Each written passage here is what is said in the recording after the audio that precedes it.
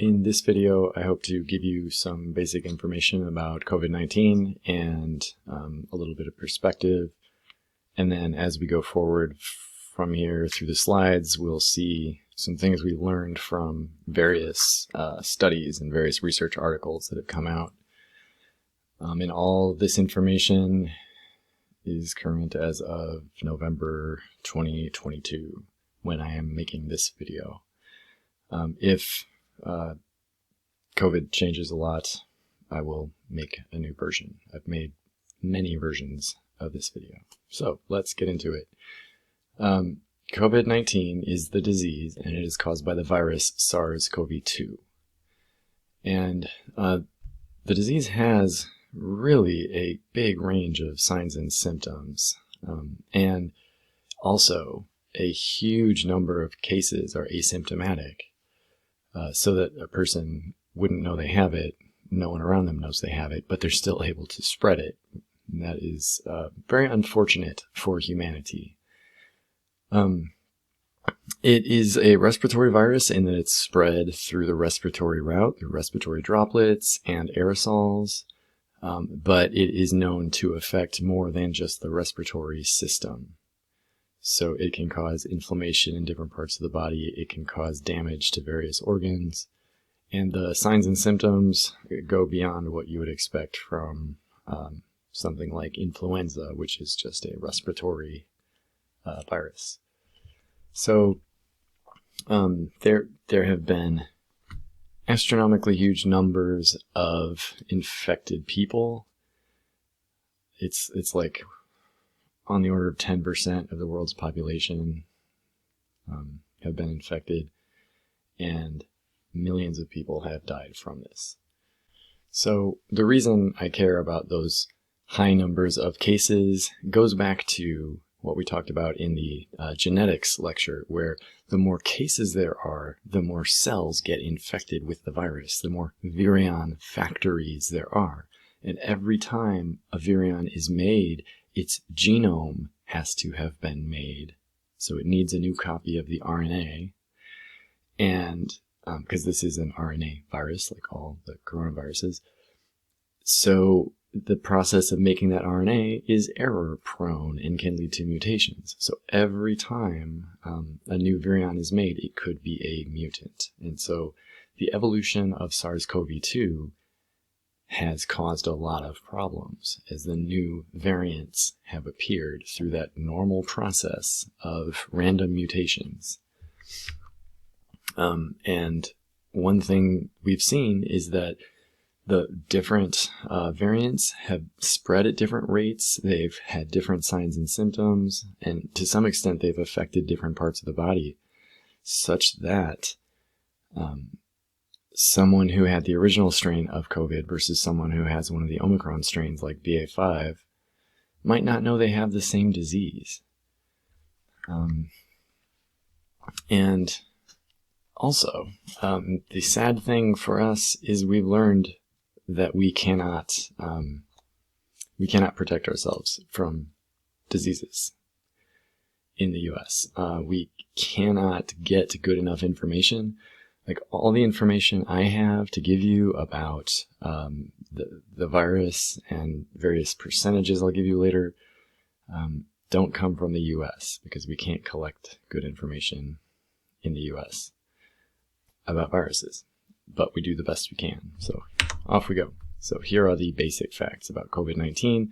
Here are the signs and symptoms. They can be very different from one case to the next, and I'll show you a little bit later the most common signs and symptoms as of November 2022.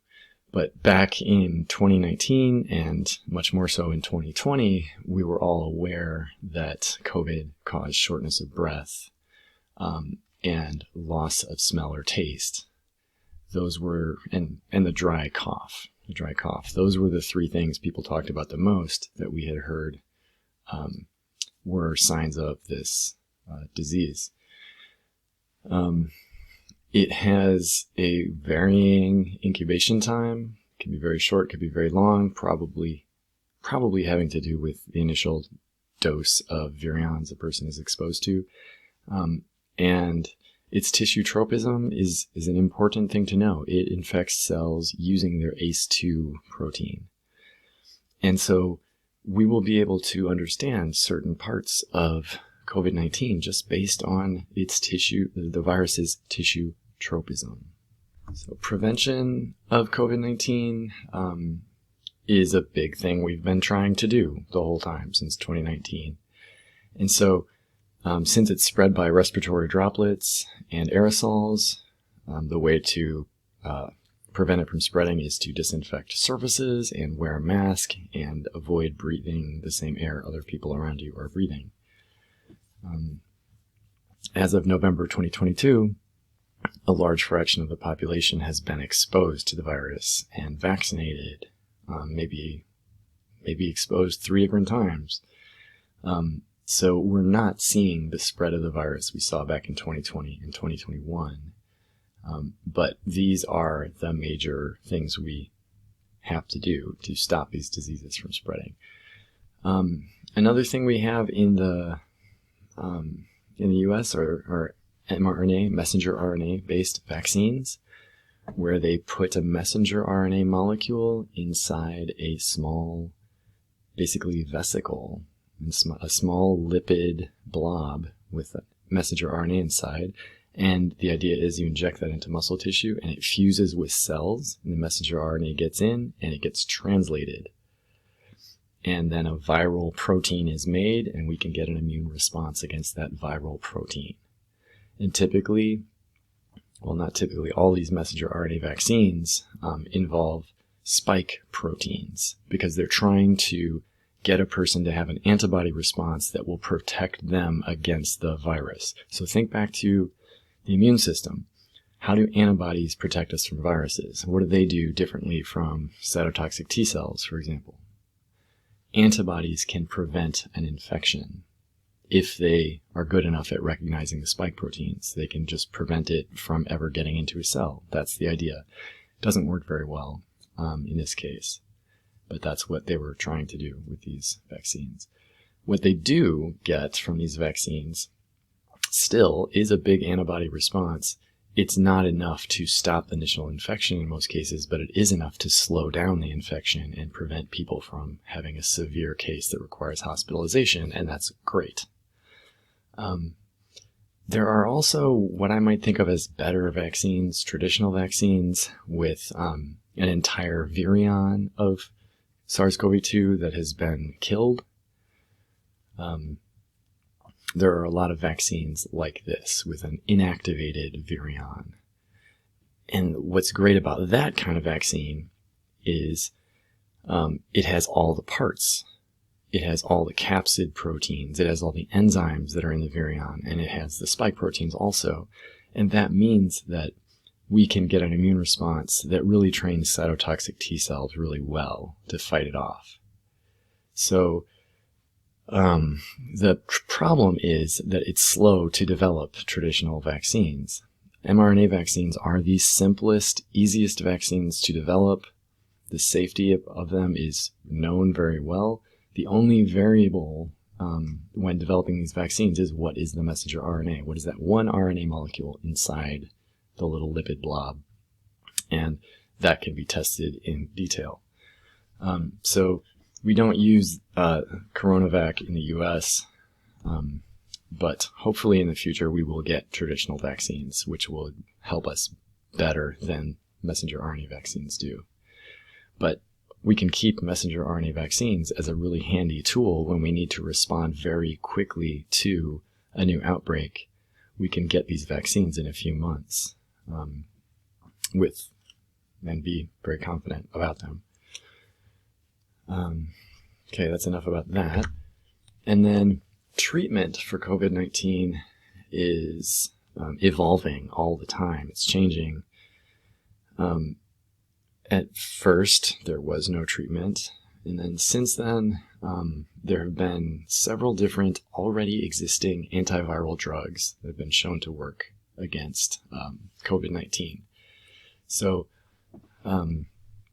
Paxlovid, remdesivir, I don't know how to pronounce this, and then this one down here are all previously existing known antiviral drugs that inhibit RNA synthesis or inhibit an RNA virus biosynthesis. So they all just slow down the cellular processes that make a new virion. And they work against various different RNA viruses. The one that stands out here is the monoclonal antibody. This would be just injecting a person with huge quantities of a single antibody that came from a COVID-19 patient. We make them in the lab now, but it is just an antibody. And the good news about this is we could give it to someone who doesn't have a very good immune system and couldn't rely on their own antibodies to fight it off. The bad news is that this particular monoclonal antibody doesn't work very well against the incoming strains of COVID, the different Omicron derivatives, relatives of BA.5. The BQ, for example, and the XBB. I don't know if you're listening to this in 2023. I don't know what variants you're dealing with now, but the ones we see on the horizon are different enough that this antibody doesn't give much protection against them. So that's unfortunate. So why do we get such variation in signs and symptoms of COVID-19? Well, there are a lot of different variables. First of all, the viral variants are different. There have been times when 3 different variants have been circulating in the same area, kind of competing to see who they can infect.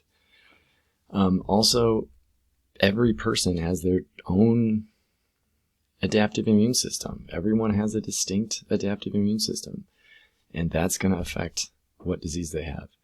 And now we also have vaccination status as a huge variable. People who are vaccinated will have different symptoms than people who are not vaccinated, and also different clinical outcomes.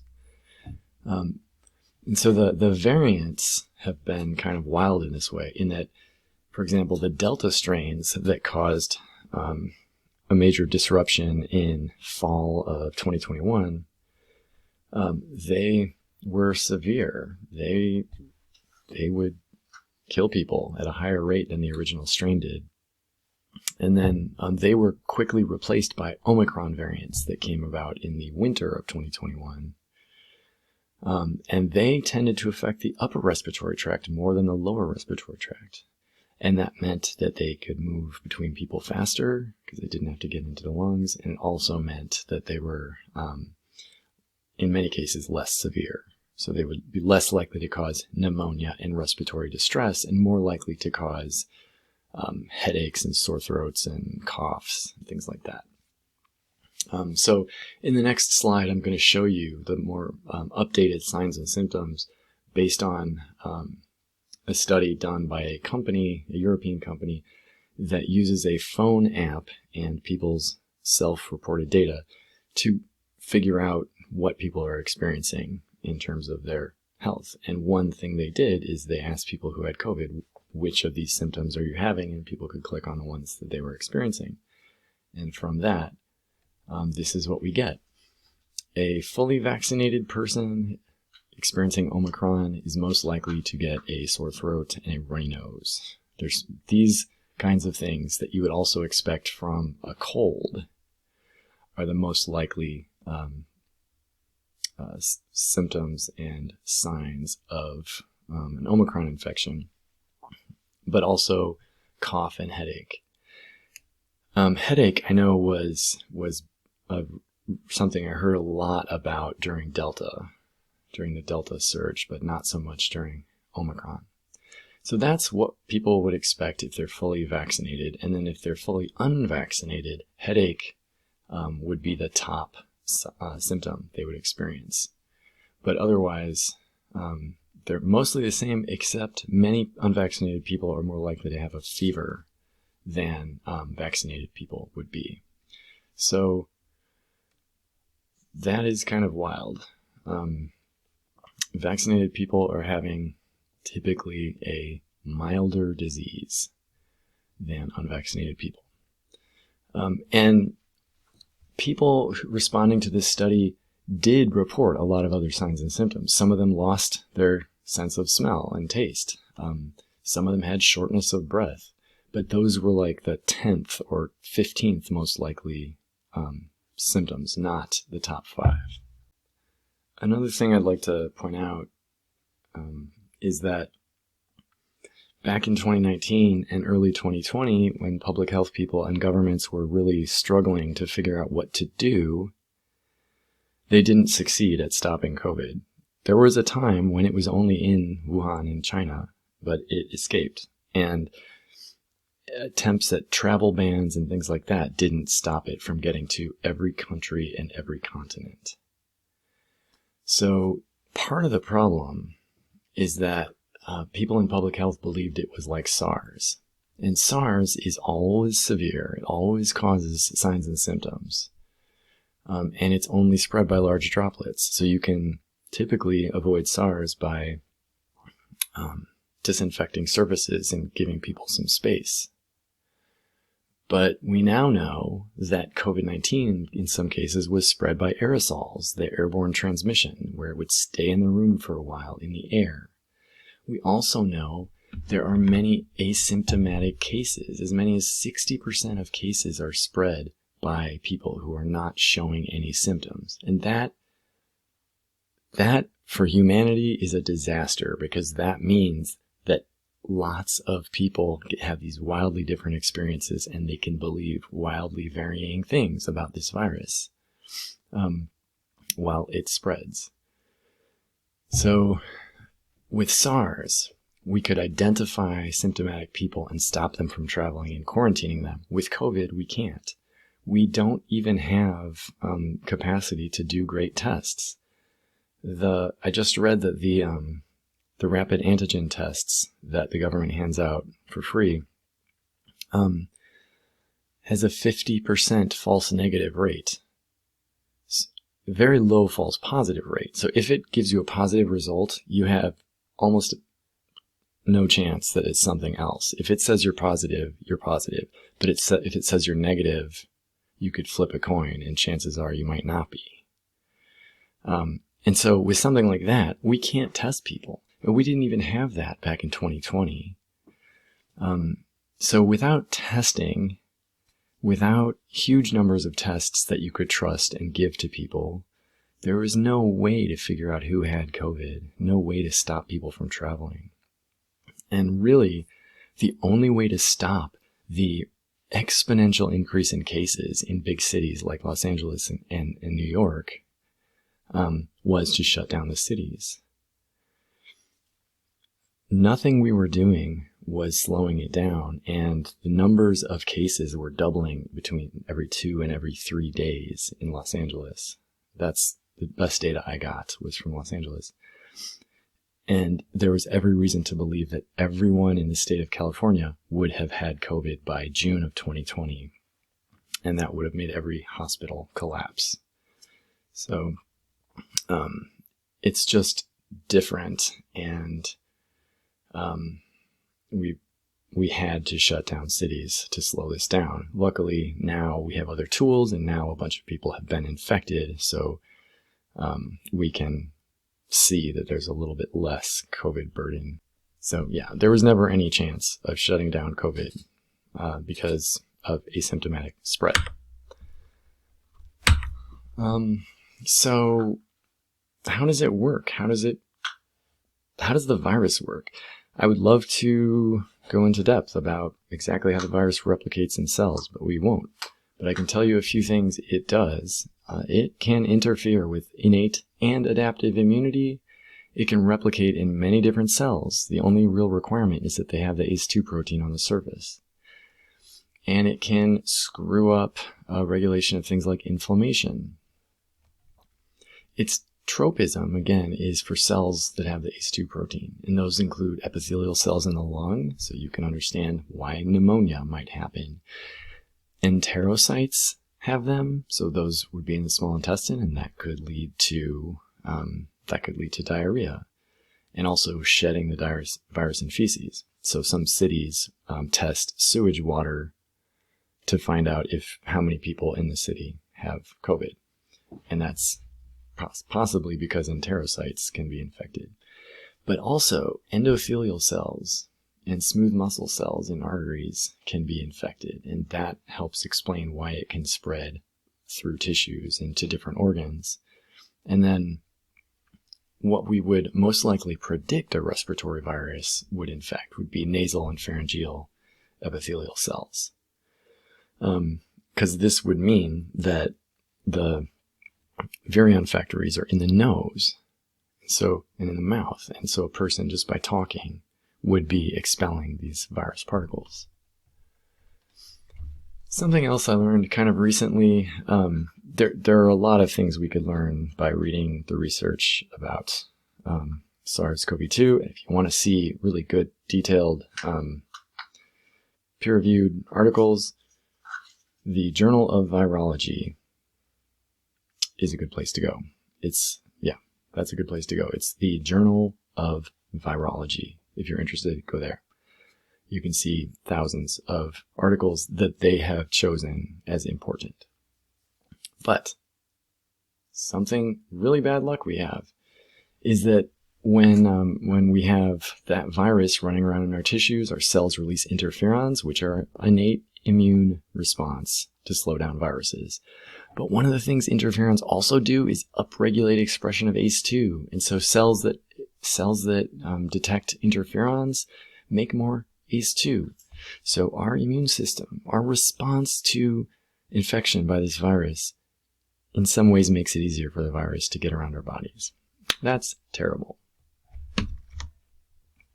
So this is kind of older data. This is the original strain based on what we could learn from China in the original Wuhan outbreak.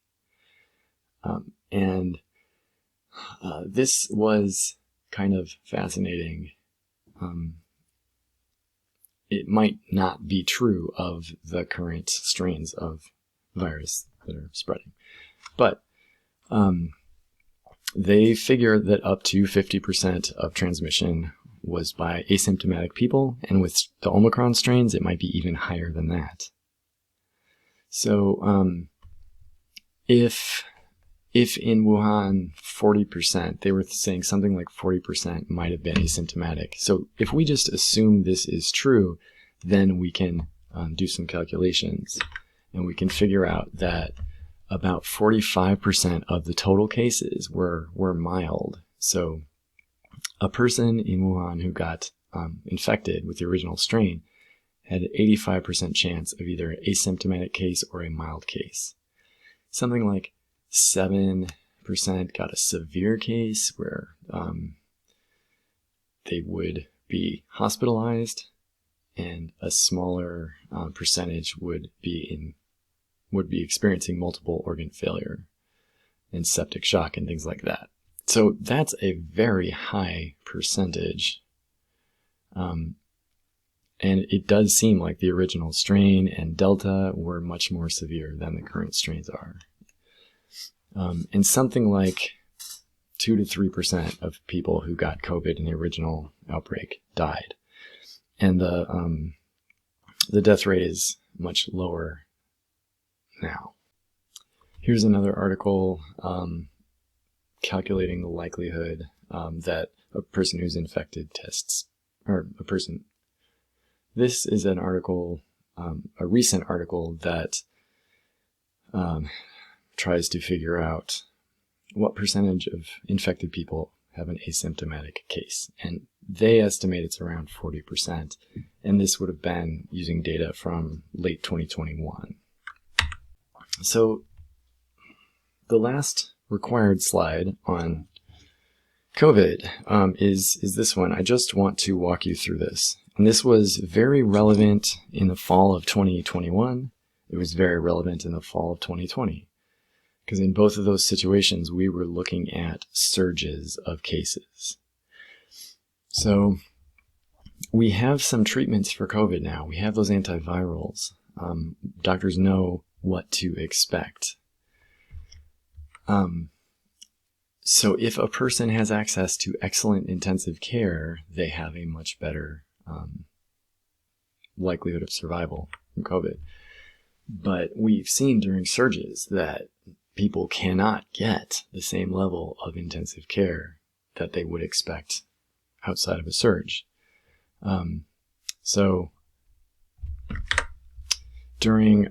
famously during surges in New York and LA, some intensive care nurses would be given 3 patients and they're supposed to have 1. So they're not able to catch everything. And other nurses were sent to intensive care without specific training. So that meant that people who weren't fully trained also were trying to do more than a person should be doing. That compromises care. And that's what we would expect during a surge. So, and that's just happening during the surges in 2020, which are nothing compared to what would have happened without lockdowns.